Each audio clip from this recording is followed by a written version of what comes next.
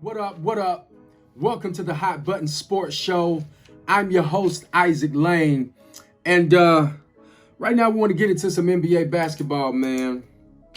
I want to talk about LeBron James, the Los Angeles Lakers, and LeBron James' first ever first round exit.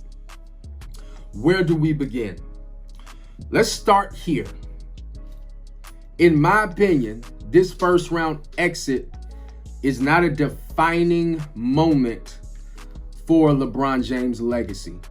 Simply because when you compare him to all of the other Mount Rushmore greats, the fact that this is his first round exit in year 18 at age 36 in 15 playoff appearances, seasons where he has advanced to the playoffs, it's remarkable. So to me, it's not necessarily a feather in his cap, but it is definitely not a knock against him or his legacy. It would be a knock against him or his legacy if there weren't greats who had been bounced out of the first round, such as Michael Jordan, who was bounced out 3 times in the first round. This is LeBron James' first time, so man, miss me with that. This does not determine how great he is. He is still a Mount Rushmore player. He's still one of the GOATs. I don't care where you have him in the pecking order, but if LeBron James is not in your top 5, then yeah, there's something wrong with you. But anyway, LeBron James experiences his first ever first round exit. Where do we go from here? I gotta say this, and this may, make people feel a certain way, but it is what it is. Based on what we saw from LeBron James this year, and then we're going to get into the reasons on why we perhaps saw it. Based on what we saw from LeBron James this year in the playoffs and in the regular season, we conclude that at age 36 and in going into year 19, LeBron James is no longer the best player on the planet.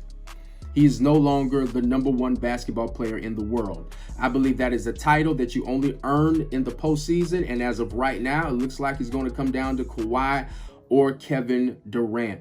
LeBron James is not in that discussion right now. He has an opportunity to re-enter the discussion for the best basketball player actually playing in the NBA when we get into next season. But as of right now, he has eliminated himself out of that conversation.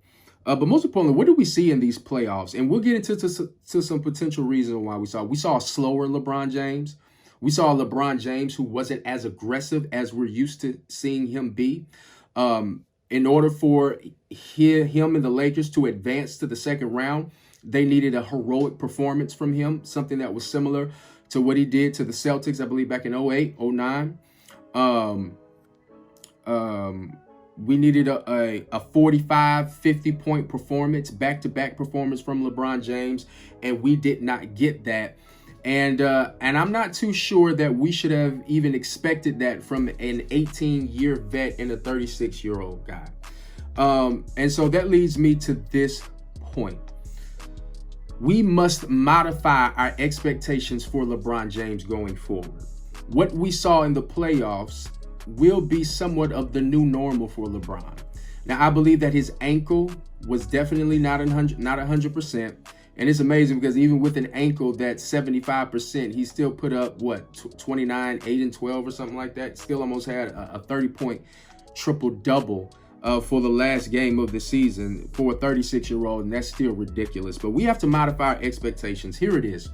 The version of LeBron James people typically hate the most is what you're going to see from now on.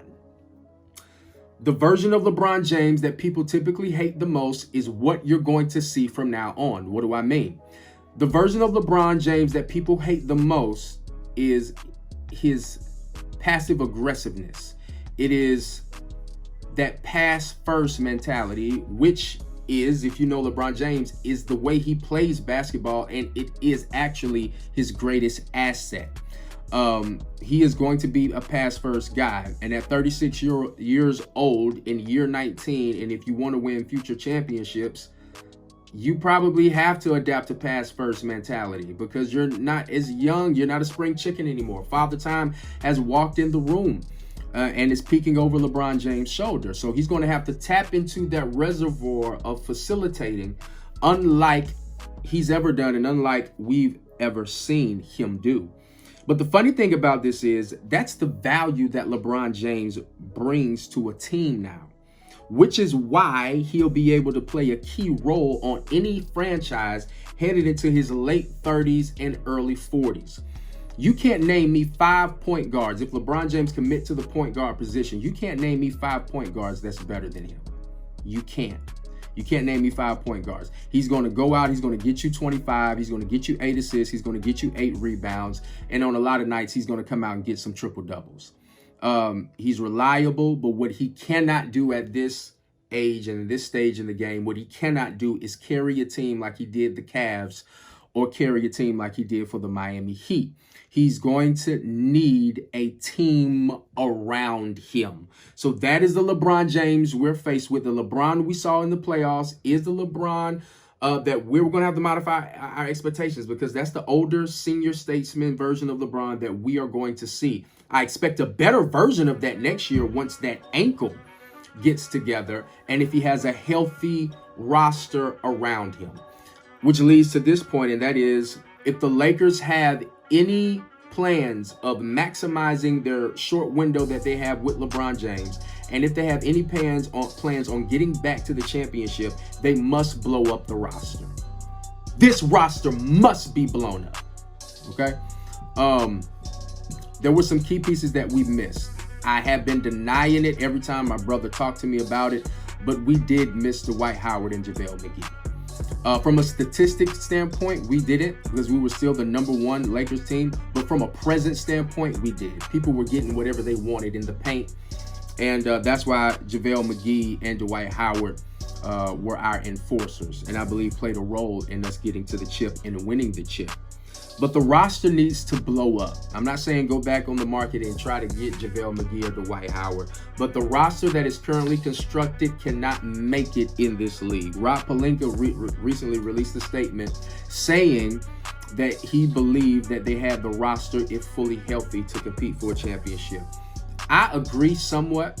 You had the focal pieces of the roster with LeBron and Anthony Davis, but a lot of those surrounding pieces got to go. Let's start with Kyle Kuzma. Kyle Kuzma got to get out of here, man.